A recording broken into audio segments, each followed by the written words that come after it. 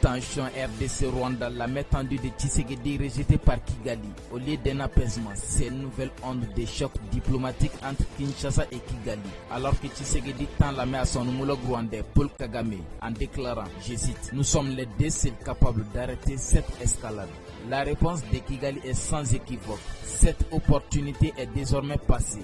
Le gouvernement rwandais dénonce des paroles creuses, des mensonges et un discours de bouc émissaire perpétuel. Un désaveu frontal qui jette une ombre sur les processus de paix de Luanda et de Doha. Et l'avertissement est clair. Selon Kigali, Félix Tshisekedi ne peut plus compter aveuglément sur le soutien des partenaires régionaux et internationaux.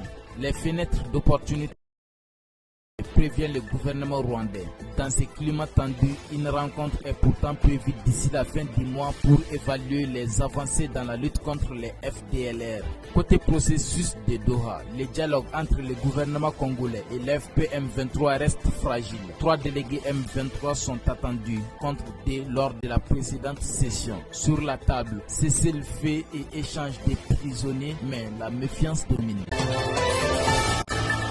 Ce vendredi 10 octobre, le roi Mohamed VI s'est adressé à la nation depuis le Parlement, marquant l'ouverture officielle de la session législative. Un discours très attendu. 2 semaines après le début des manifestations du collectif GNZ 212 qui secoue le pays, même sans mentionner directement les mouvements, les références restent évidentes. En appelant à une harmonie entre grands projets nationaux et programmes sociaux, Mohamed VI semble répondre aux critiques des jeunes manifestants qui dénoncent des politiques de vitrine au détriment des services publics essentiels comme l'éducation et la santé.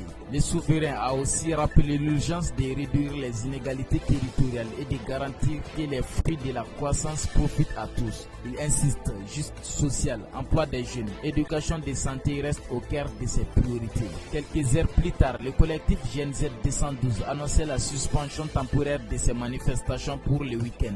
Une étape stratégique, selon eux, avant une nouvelle phase de mobilisation contre le gouvernement et les corrompus, accusés de bloquer les aspirations du peuple. Le mouvement maintient ses revendications, exigeant des comptes et des réformes en profondeur. C'est officiel, Emmanuel Macron reconduit Sébastien Lecornu à Matignon. Un choix sans surprise, mais pas sans controverse. Malgré les critiques, y compris au sein de sa majorité, le président reste droit dans ses bottes. Il garde son fidèle.